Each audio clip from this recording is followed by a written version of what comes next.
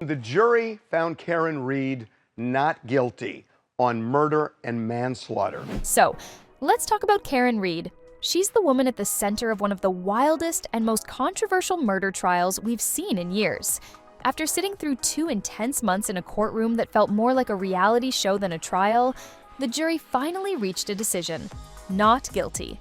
Karen was acquitted of both second-degree murder and manslaughter in the death of Boston police officer John O'Keefe.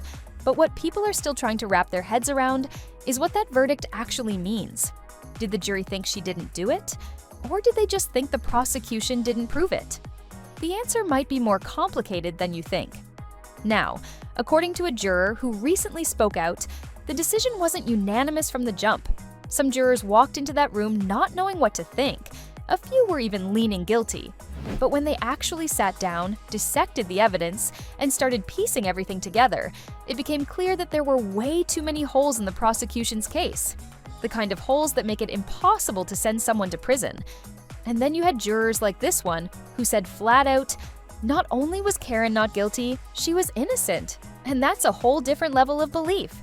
That wasn't what we were tasked with. We were tasked with finding, convicting, or, deciding on this person's fate based on the proof and the evidence that the Commonwealth was able to present. And, there was a lot of holes in the investigation.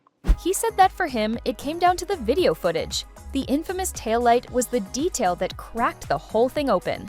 He watched surveillance footage from the SUV after the supposed collision and noticed something odd. The taillight was still glowing red. If she had really backed into John O'Keefe and killed him, how could the taillight still be in one piece? That didn't make sense. And when you're on a jury, those tiny details suddenly become massive. That was enough for him to decide the SUV never touched O'Keefe. We did a lot of review of the tapes, and it seemed to me that the videos that we could see from the car after the alleged incident happened, that when we could see the taillight, it was lit up red where it shouldn't have been red. So that leaves to me a conclusion of, well, how come it's red in this video after the alleged collision happened? And remember, the whole case hinged on that SUV. Prosecutors claimed Karen, drunk and angry, backed into O'Keefe outside a house party in Canton, Massachusetts, and left him to die in a snowstorm. Sounds dramatic, right? But Karen's defense team had a completely different version. They suggested that something went down inside that house. Maybe John was attacked, maybe he was bitten by a dog, and then someone panicked and staged the scene to make it look like Karen did it. Now, let's get something straight.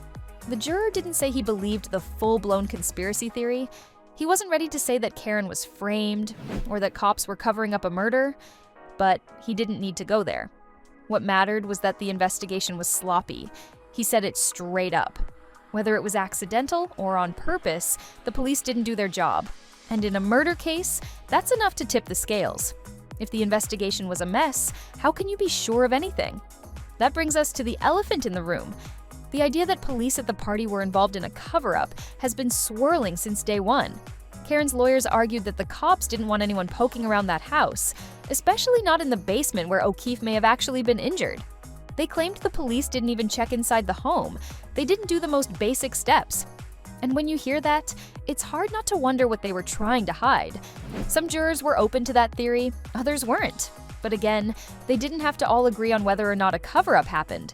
They just had to agree that the case wasn't strong enough to prove Karen guilty. And that's what they landed on. When it came time to deliberate, the jury didn't take an immediate vote. The judge actually advised them not to. Instead, they went through every charge methodically. From murder to manslaughter to drunk driving, they talked about it all. And yes, there were divisions. A few jurors came in thinking she might be guilty, especially of the OUI charge. But as they dug into the facts, more and more of them began to question everything. Every hole in the investigation, every missing witness, every contradiction in the timeline, it all added up. Yeah, there was a division.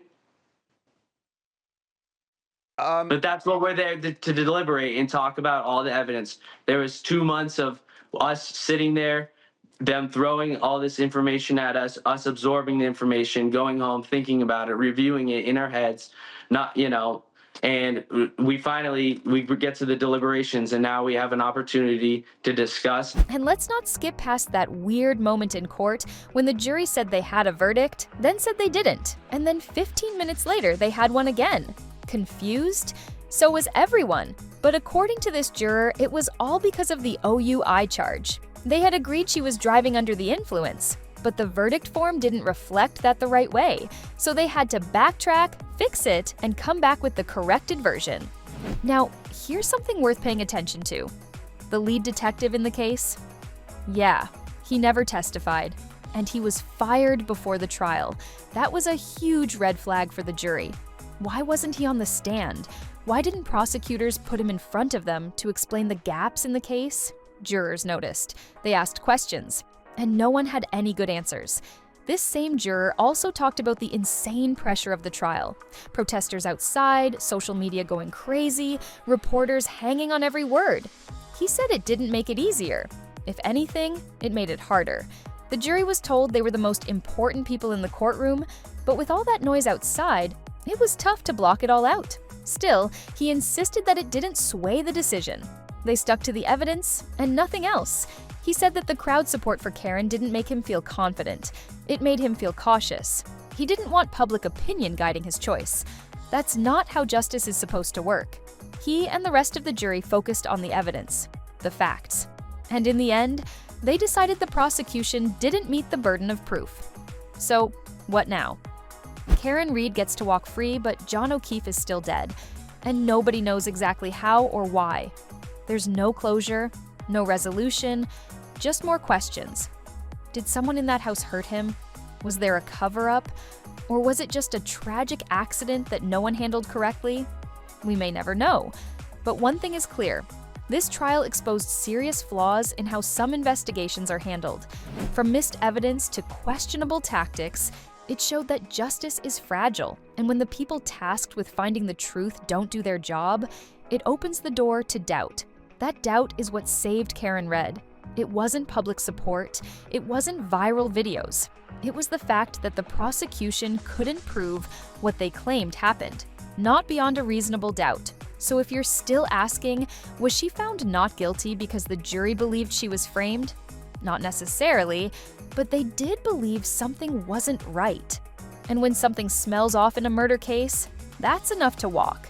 Karen Reed may be out of the courtroom, but her name isn't going anywhere. There are still people who believe she was set up. Others think the whole thing was a tragic mistake. But the one thing everyone agrees on, this trial changed everything. And if you think this is the end of the story, think again. The truth about what happened that night hasn't come out. Not fully.